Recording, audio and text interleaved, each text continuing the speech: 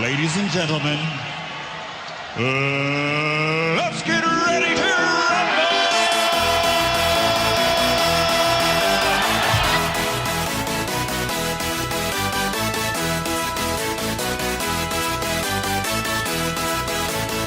Y'all ready for this?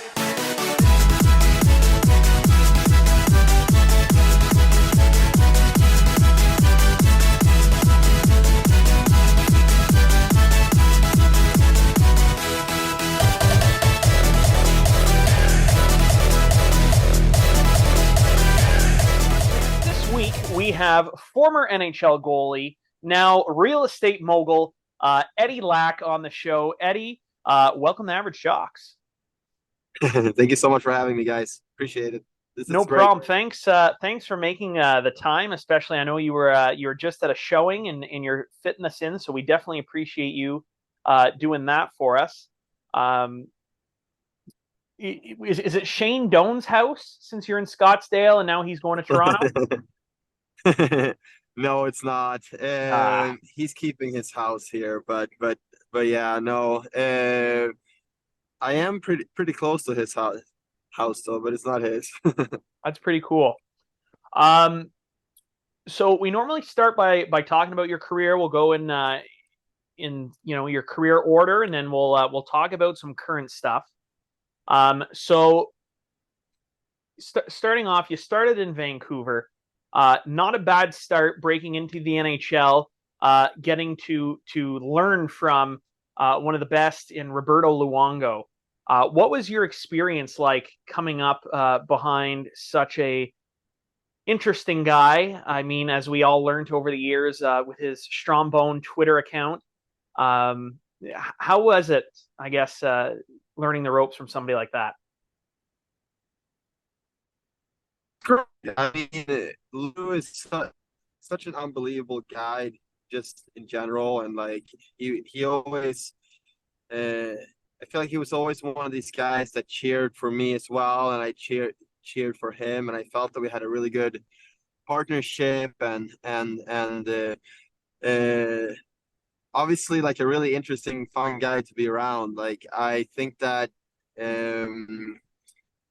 throughout his like career and kind of like the middle part of his career, he was kind of getting like, but everyone thought he was just this grumpy guy all the time. And then when he got this this Twitter account, right? I just think that people finally got to see the person he is, and yeah, just like an unbelievable guy. I mean, definitely has a lot of personality that you don't get to see too often, and I find even less in goalies. You know, a lot of goalies are very, straight-faced and very,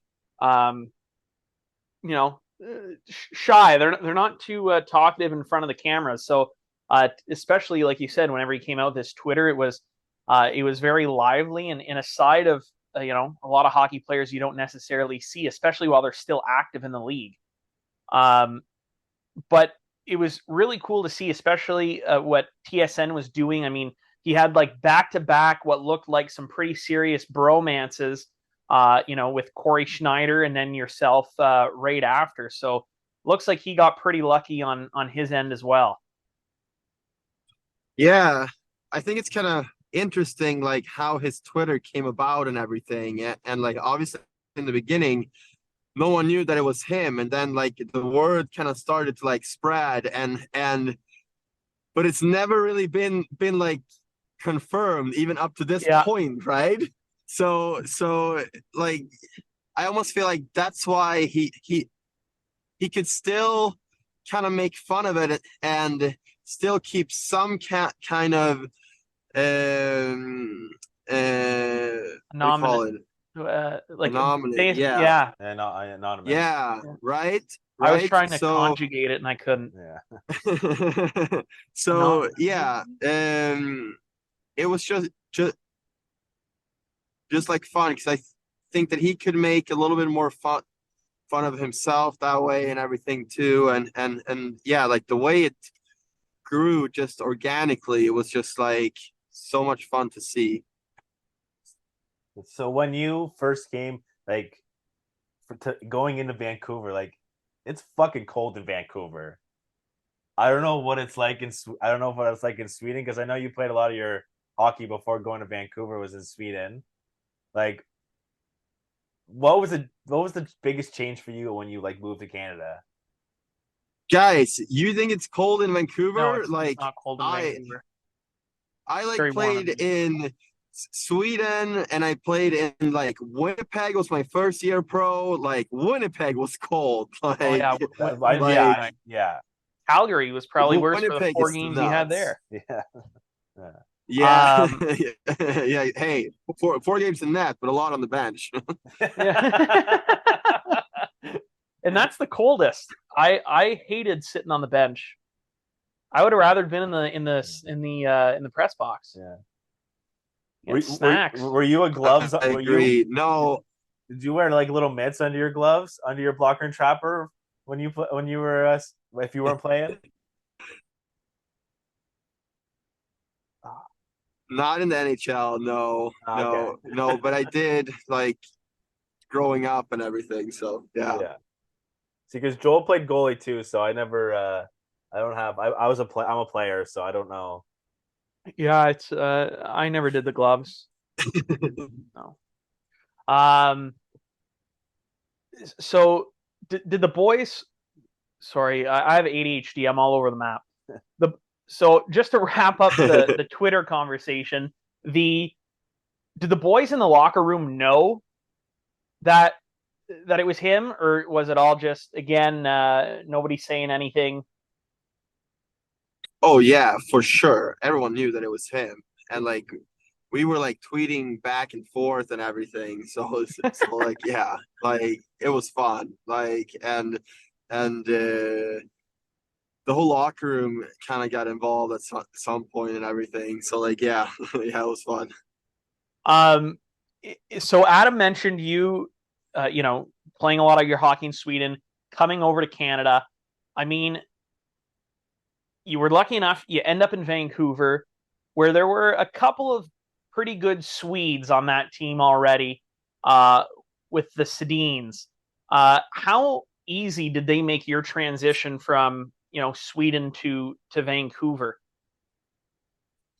No, it was great. I mean, like even my first rookie camp, I remember I was in the car with Danny, I think, and Hank called and told him that he was going to be the next captain, right? So like even just like early when I wasn't really a part of the team, I was just like the third goalie, right? Like they kind of took care of me from like the start, and then you had Alex Adler too. So like it was fun, and then when I kind of became a part of the team there a couple of years later, it was like it wasn't just the Swedes that were great. I mean, there's so much leadership in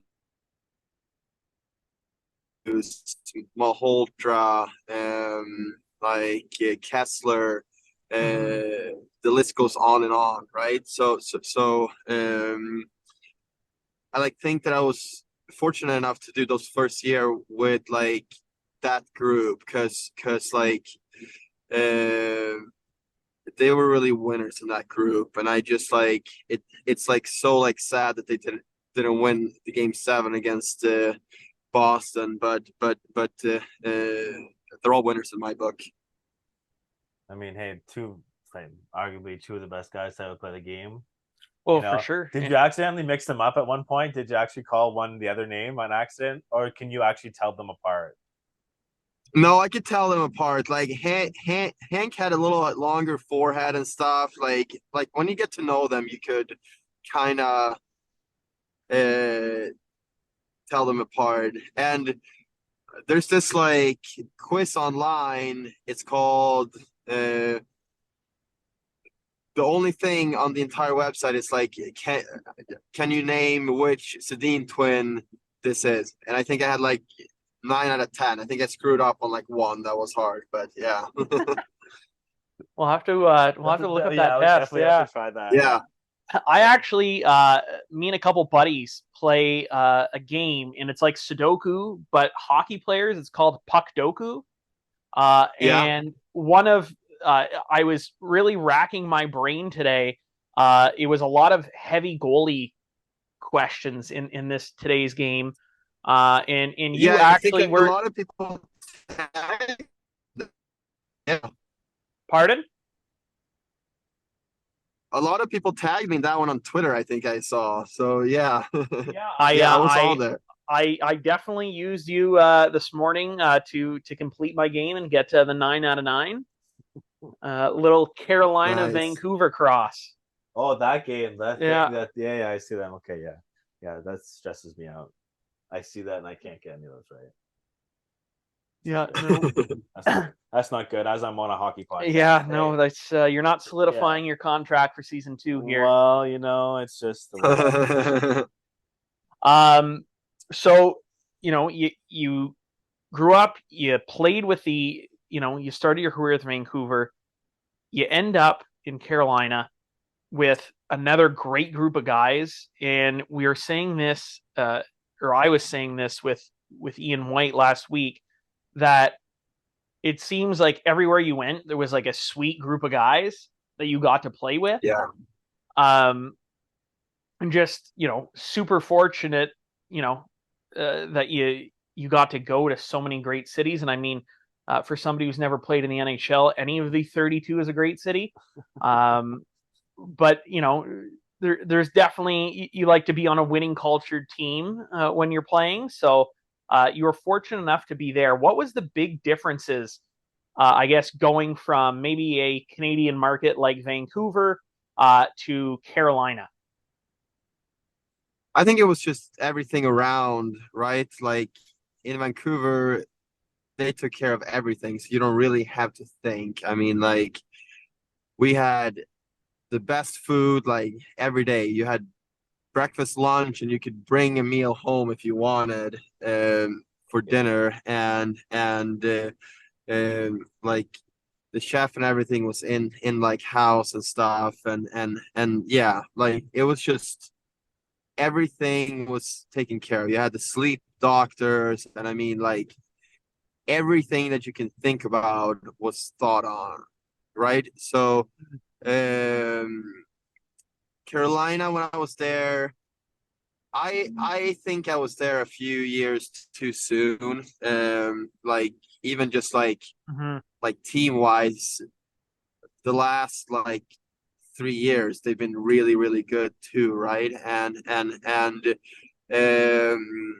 with the old owner, they didn't really have all that stuff covered with like food around and like plane rides and hotels and everything. So like Carolina was definitely more like budget than Vancouver at that time. But I also heard that like a lot of things have like changed with the new ownership and everything there as well. So yeah, it's um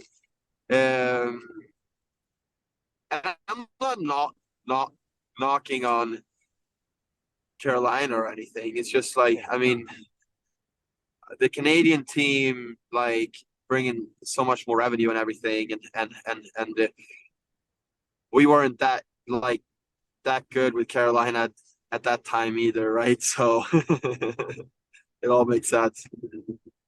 Yeah, and I mean, you played for, and I mean, I've met Bill Peters, and I mean, you had Rob Brindamore as an assistant coach. I feel like having met Bill and seeing Bill's personality over the few hours that I got to spend with him seems very different than Rod is. Rod seems a lot more serious and a lot more business. Was it like a good cop, bad cop situation? I mean, no. I mean, Bill was kind of bad cop when I Really? played there. So no, like, and I think that's kind of the strength of Roddy too, because like Roddy can read the room, and I think he knows like very very well like when it's time to have the whip and when it's time to have the carrot, right? So I also think that's why he's doing so well, right? So no, I, I I almost wish that I got to have Roddy as a head coach because I think his like style would have fit me pretty well too. I think. And I mean, you got to another solid goalie to learn under, in Stanley Cup champion and Cam Ward. Was there anything that he brought different to the table that you got to learn from that was different from Roberto? I think like during games and everything, I think Louis was a little bit more like quiet and more into himself. I would say like Cam was a little more talkative and like could joke around a little bit and I really appreciated that with him and like his like look that he had on hockey. Like I love his mental side of the game and yeah, just like the mental side he brought really with him and also I just became really good friends with and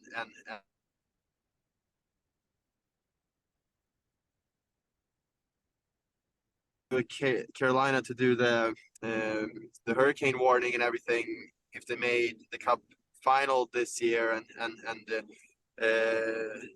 obviously they lost to Florida, which was kind of sad because I was looking forward to going there and catching up with all those guys.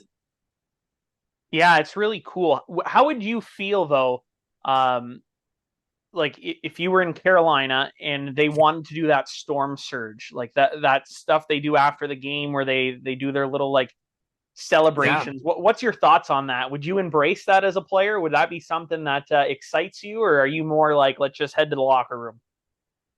No, 100%. I mean, and that's the kind of stuff that I like, and I like to interact with like the fans and everything, and that's kind of the issue today, I think, because like you have some players that interact with fans, and then they go through like a little bit of a slump maybe, and they kind of get crucified for it, right? And we need more players, and we want more players to show the personality, but every time that one does, I feel like it just gets thrown back in his face every time, right? So no, like I would have loved the storm surge. I think it's like an extra element of fun for like the fans and like especially like the young kids in the stands and everything. I feel like they like really embrace it. I think what we're getting at is all players should have a burner account like Luongo. Yeah, maybe that's But I have two phones though because I know Kevin Durant's gotten into a lot of trouble because he's forgot to sign out of his burner account. Yeah, Skip Bayless as That's well. Awesome. Yeah, that's awesome. Like for you, like having a goalie like those big names, like I don't want to say how like did it help your game, or were you like a little scared, like worried that like, oh, like intimidated? Yeah, intimidated, I guess you should say. Yeah, sorry. No, I mean like I don't think anyone at that level is really intimidated because like you've earned your spot there, right? And I like playing with those guys because I like knew that they were better goalies than me and I learned stuff from them. But like you're also going through like a healthy competition because only one guy can play and that's the fun stuff, I think, where it's like you juggle still being friends and like supporting each other but you're also competing and pushing each other at the same time. So you go from Carolina, you end up in Calgary, where you now have an interesting kind of dynamic with David Riddick and Mike Smith, who just does not seem to want to retire. I think he's still looking for a contract. Sure, yeah. I feel like Mike Smith is a different breed. Like, I feel like he's the last of the goalies that's down to fight. Yeah. Was he like scrappy in the locker room? Like, I feel like you look at him the wrong way and he's probably good to go. Like, he'd drop him. Smitty's intense. I mean, like even in practice, it was like you practice as you play, right? And like whenever he stepped on the ice, he was 110%, and I appreciated that with him. Like we had a lot of good like talks and everything, and dinners on the road and everything. So like I liked Smitty, and I just wish that I got to play a little bit better there. Like part is my fault. Part is like I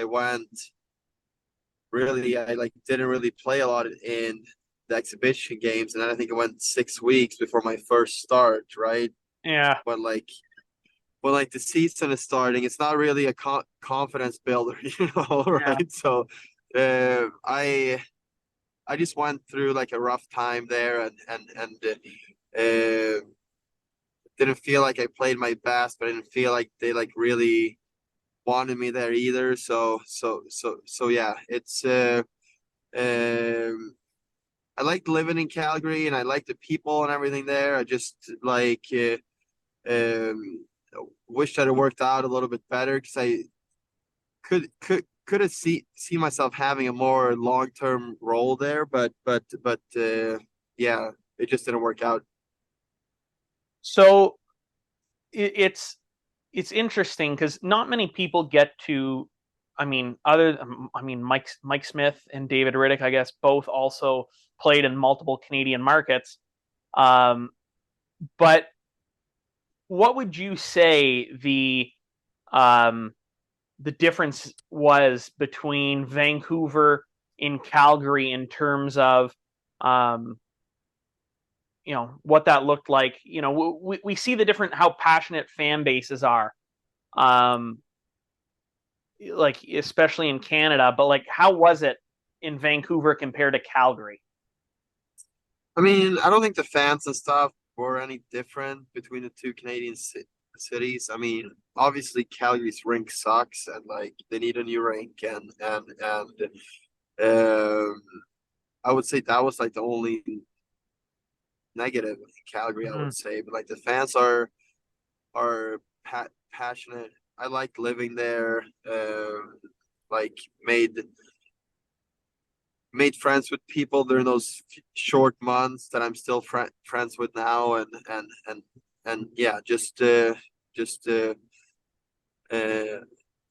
of wish that it worked out a little bit better than it did, but yeah, it is what it is. We've had a few goalies on. I've never asked this question because I always forget it, but I thought of it today. So you're wearing twice the amount of equipment as players are. Well, not twice the amount, but a lot heavier equipment.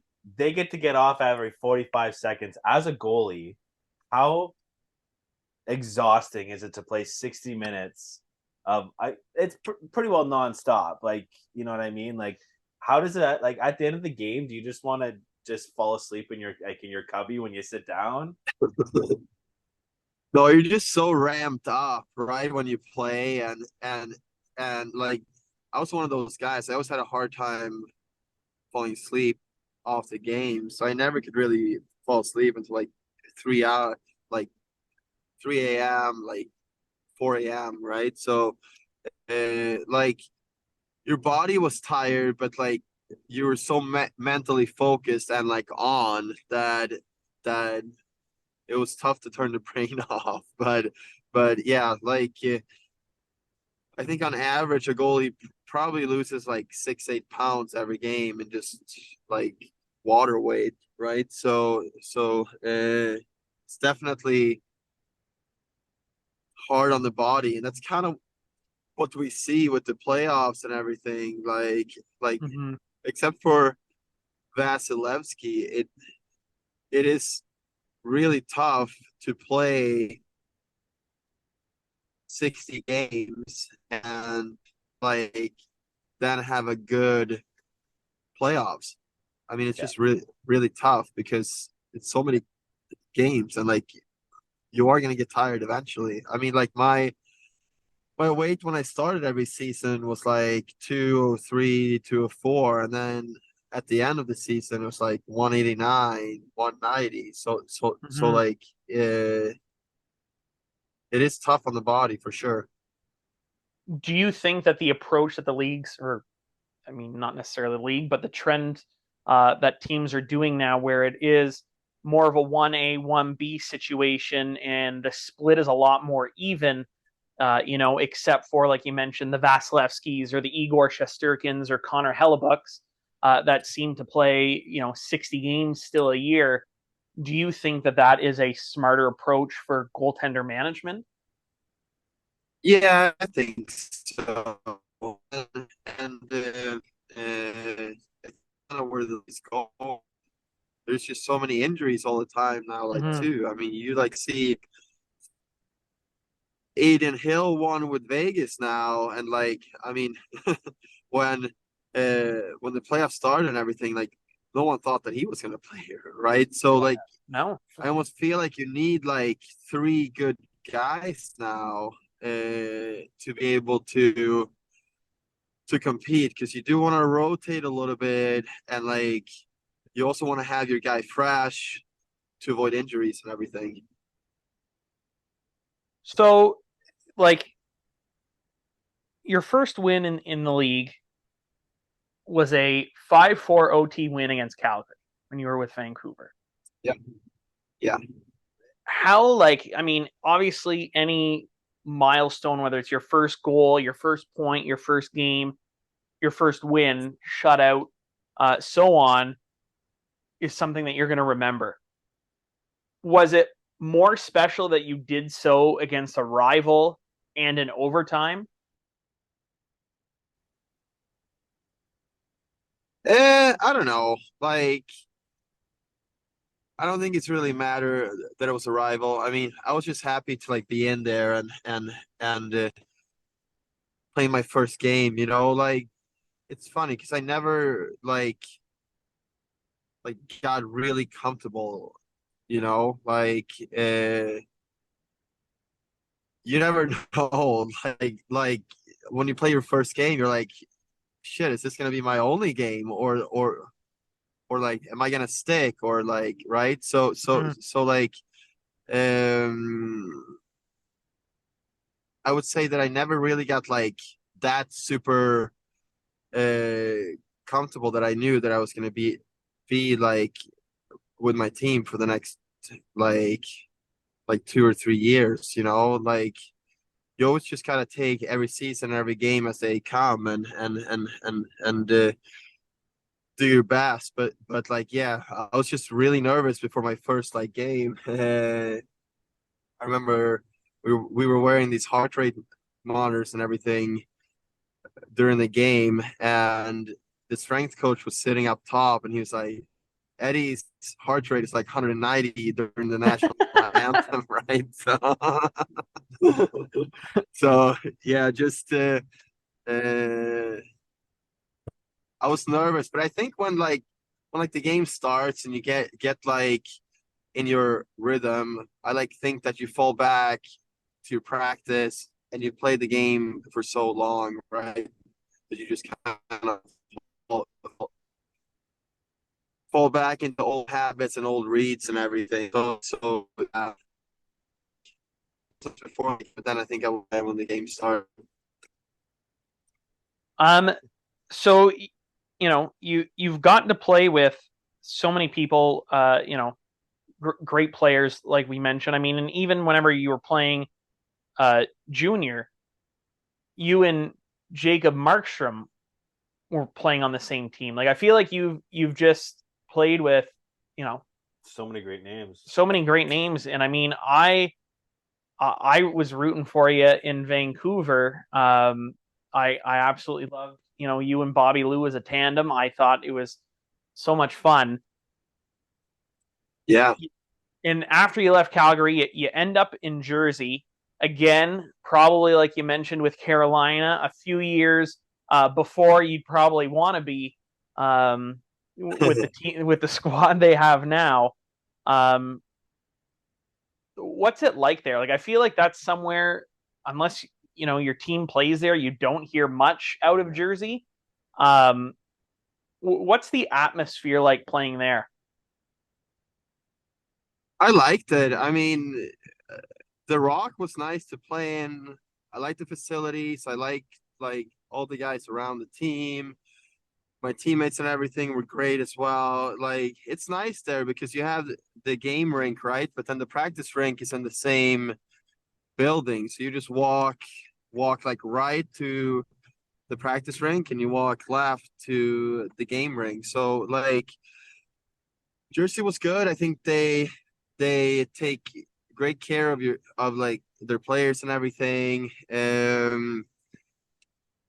For me, that was kind of like one of my hip issues started to show themselves, and like I was always able to kind of play through it, but then Jersey was the first time that I needed 3 weeks here to rehab, or like four weeks there and rehab, right? So that's like kind of when I felt that I'm gonna have to do something about this, or like my career is probably gonna be over soon, because I felt that I couldn't really play as good as I wanted, because like the hips were kind of restricting me and stuff, right? So um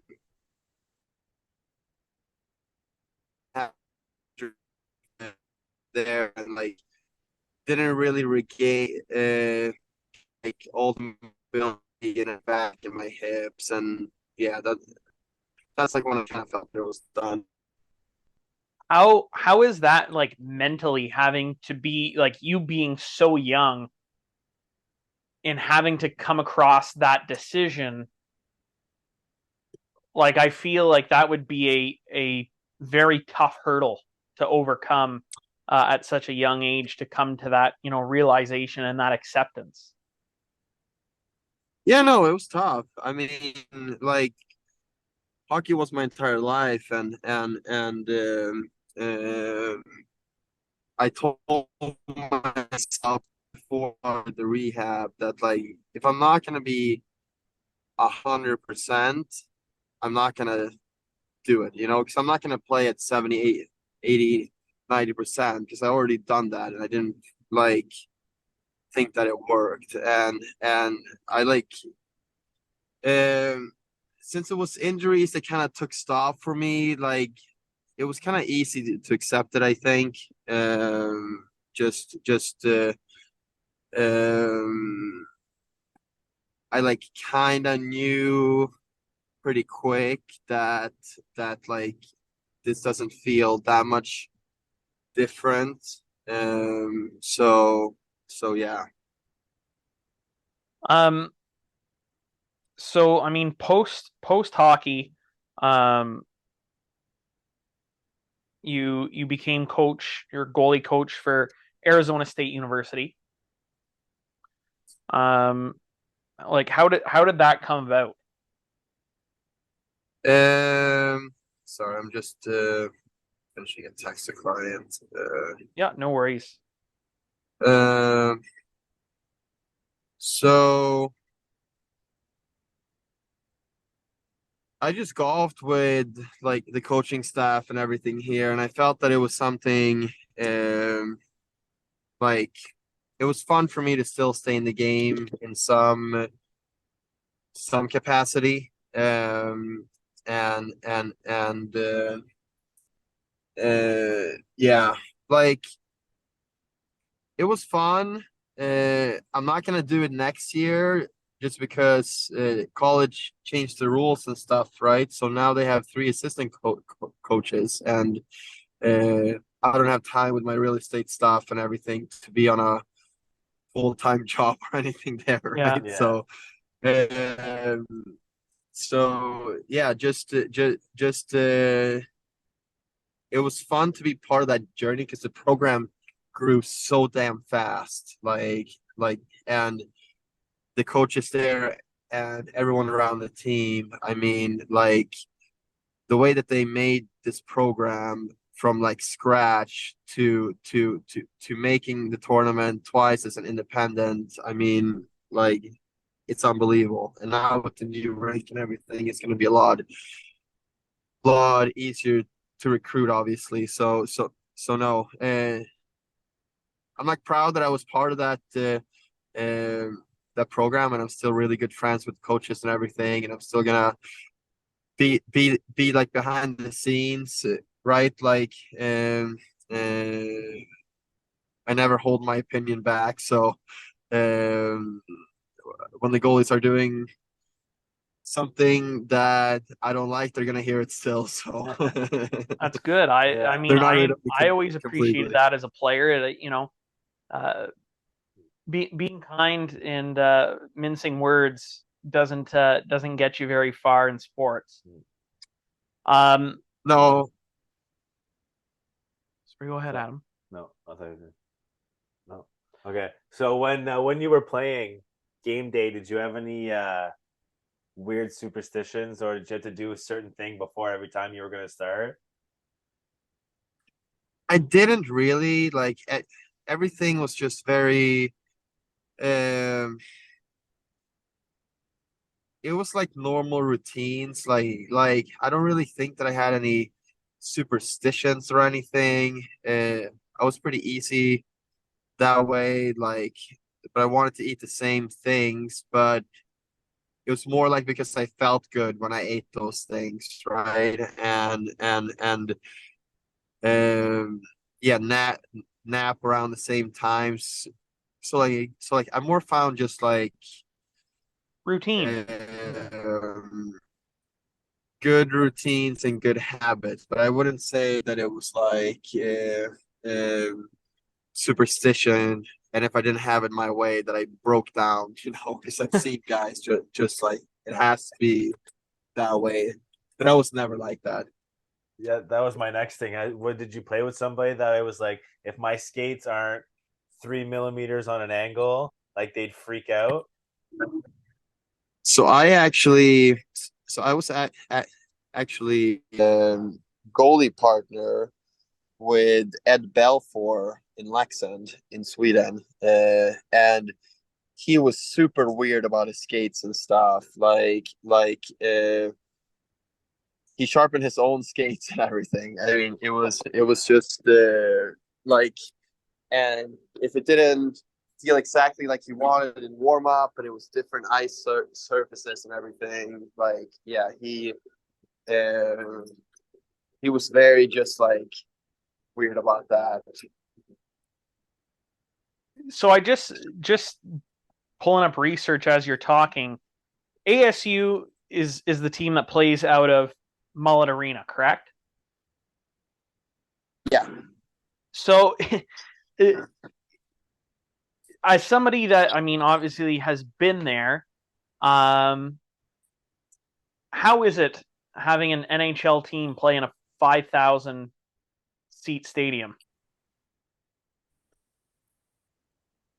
I mean, it's weird, obviously, and it's not a long-term solution, but I also think they kind of made the best of it, and it's. I was there. I thought the atmosphere was good. Like I had season tickets for 7 home games, so like I was there quite a bit, and I really hope that they get to stay here, but it's not looking too good. But like Phoenix in general had like being one of the fastest growing cities in the U.S. I mean, doesn't see what Gary's trying to do it. Mm-hmm. Do you think that people recognize you more now as a real estate agent whenever people see you out in public, from your face probably being on billboards and ads? Or were you recognized more when you were playing hockey? No, it was way more when I played. I don't think it's comparable. It's but I do get a lot of Canadian clients that saw me play and they maybe got referred to me by like a friend or something like that. So no, like I was a lot more well known in Canada than what I am here. How did you come about real estate? Did you just were you like always wondering how it was, or and you were just like, oh, maybe I'll try it to see, or Well, did no, like he seen Love It or List It Vancouver and he fell in love with the show. No, like I was investing in real estate while I was still playing, and my family's pretty heavy into real estate back home as well. So like I always knew that was something that I wanted to do in some kind of capacity when I retired, but um, obviously it happened a lot sooner than I thought it would. It yeah, like everything happened for a reason, I think, and I'm happy. I'm like happy with my life now, and I get to spend a lot more time at home with my kids and everything instead of being on the road all the time, and so I'm never really one of these guys to look back and like think like what if I did something differently, you know. I'm always just like trying to look ahead. I love that. I'm gonna ask this question. If you don't have to answer, if you're not allowed to, what's the weirdest thing you've ever seen in somebody's house while showing a house? Oh God. I don't know if you can't answer it. I ask the stupid questions on the podcast, so No, but the weirdest thing was probably I was doing a showing and they had a renter in there. It was like a baseball player for spring training here, and we thought the house was empty, and like we walked through it for a good 15 minutes, I think, and then we came to the master bedroom and it was not empty. He was in there with a girl, so Oh wow. yeah. And for Yeah, so 15 we minutes walked in on him. he didn't hear, like, We didn't hear anything, and I yeah. guess that's something to add to the listing. Soundproof Soundproof master yeah. bedroom. Yeah, exactly. Yeah. That's great. Moving on to some current NHL stuff. And I saved this question for you. This happened a couple weeks ago. And just wanted to pick your brain since it was out of Vancouver. Okay. Ian Cole, who just signed with Vancouver, kind of went under fire because he chose to wear number 28 that he's worn his entire career. Vancouver prospect Luc Bourdon had number 28, and he passed away very early on in his career. And it's kind of been, and I didn't realize this until Ian Cole came out and released a statement, that it was almost like an unwritten rule that you don't wear number 28 out of like respect. Is that something that was like common knowledge? Like is that something that the trainer said, like when you're picking your number, like here's the ones you stay away from? Yeah, I mean, I never really had that issue in my career, but like, yeah, it's obviously you got the retired jerseys and stuff that you can't wear, and then like it's kind of like iffy with the Ring of Honor stuff, right? I never really had to have that discussion with them or anything, but I'm happy that Vancouver handled it that way, because I think that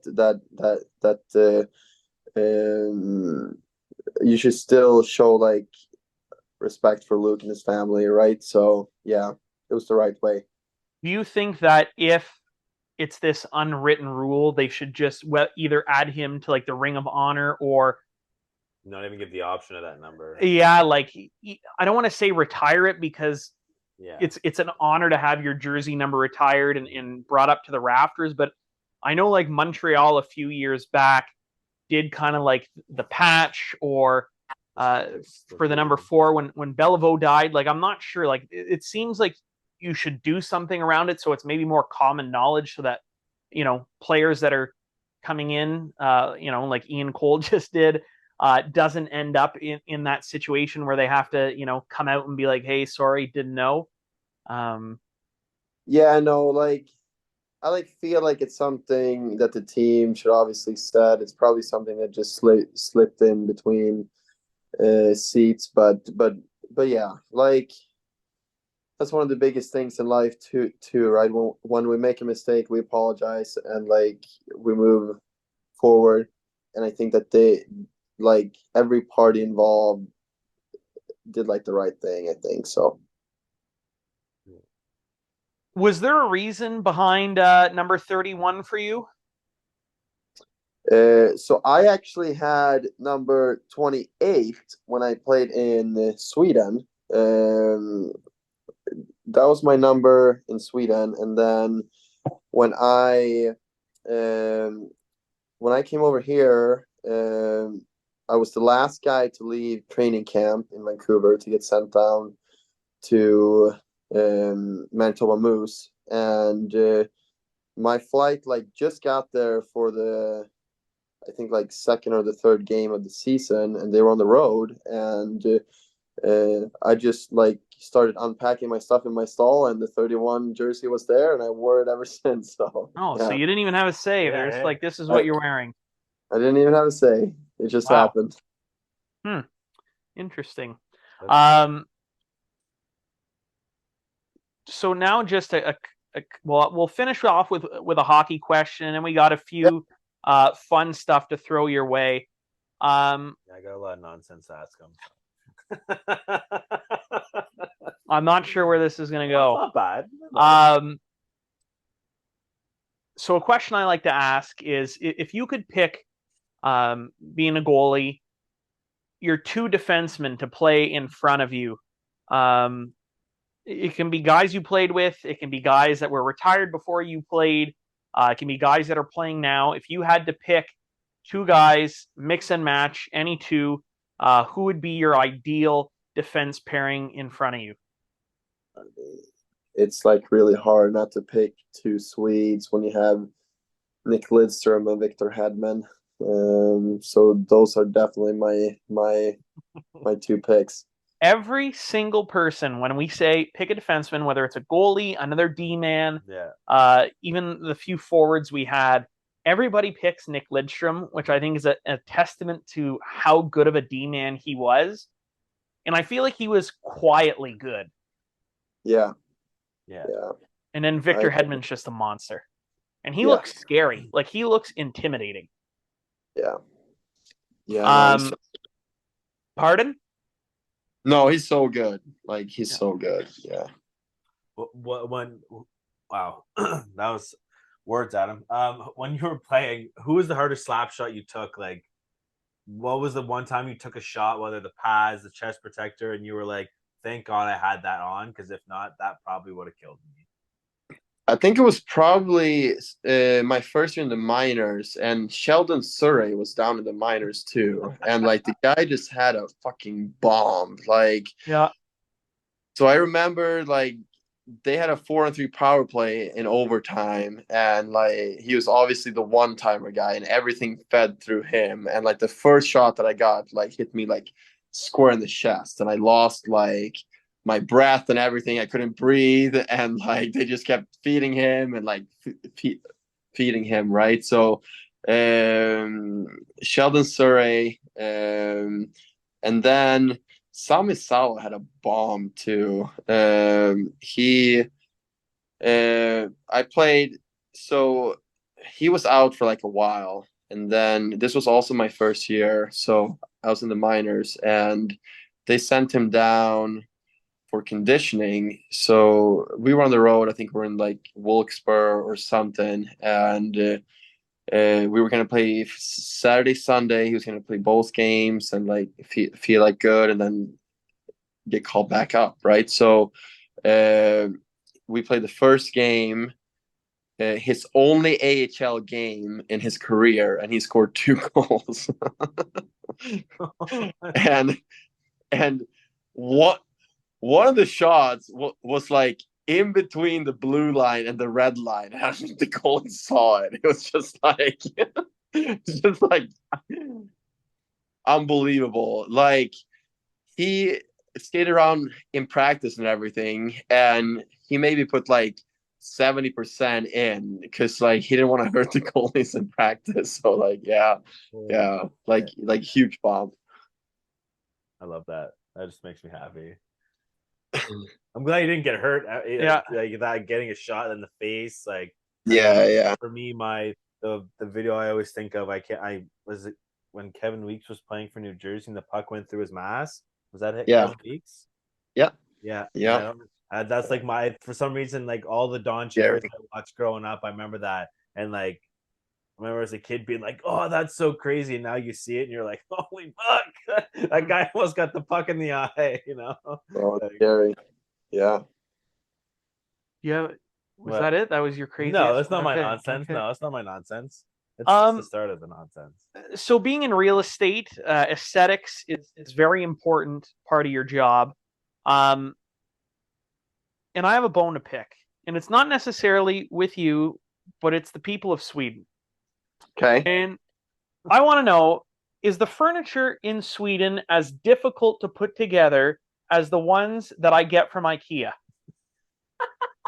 Because that has almost ended my relationship a few times when we bought a desk or a piece of furniture and we're reading the instructions and I'm trying to pronounce the screw or the piece we need to put together, and it doesn't work out. It causes a lot of fights. So not all the furniture is like that. It's just IKEA, which is the cheapest ones. So fair enough. So you get IKEA for a fair price, but you got to pay something for that, right? And it's something outside of a monetary value. So like when you buy IKEA, you gotta ask yourself, is it worth the divorce, or should I go and buy something for a little bit more expensive? I have since, I'm 7 years into my relationship now. By year 3, we started going with the more expensive. It's worth it. But I just installed an IKEA closet in my son's room. So like that was just like a couple weeks ago. So yeah, like you just always got to ask yourself the question, is it worth the fight? That's true. I mean, yeah. I just get mad and then my wife builds it without me. Yeah. That's just no. We've opted for that now. If we don't build things together. Yeah. Right. Yeah. That's all right. Out of all the places you played in, who had the worst food? Like where you would like only eat one thing, like a certain thing every meal because you just couldn't abide by eating anything else. Well, Stockton wasn't very pretty. And when I played there, one of the first weeks, me and my wife were just walking on the town because I was staying in the hotel.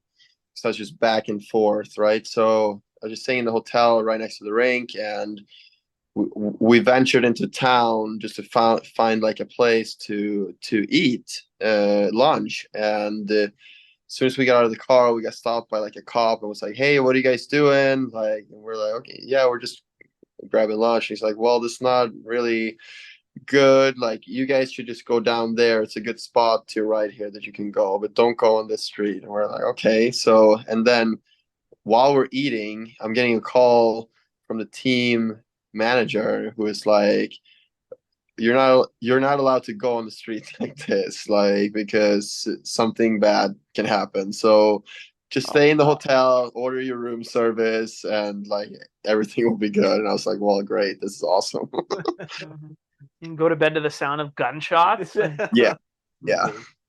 Wow. I mean, and I have a bone to pick with Swedes as well. Why do you guys all have awesome hair?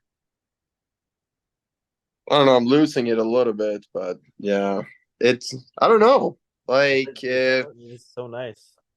I have a few friends that don't have it, so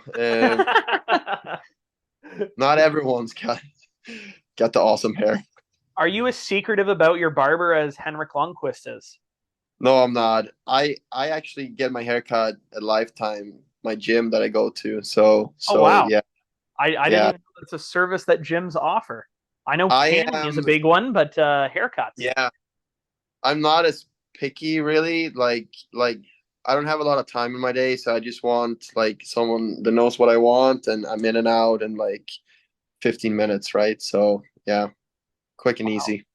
Yeah, I'm about that. I mean, I got a haircut today, so I knew you had nice hair, so you know I had You look good, yeah. Yeah, it doesn't help that my hair is gray as fuck, but it's all good. All right. Well, I don't see you. You're a busy guy. You're back at the office. We'll let you wrap up your day. We appreciate you coming on, Eddie.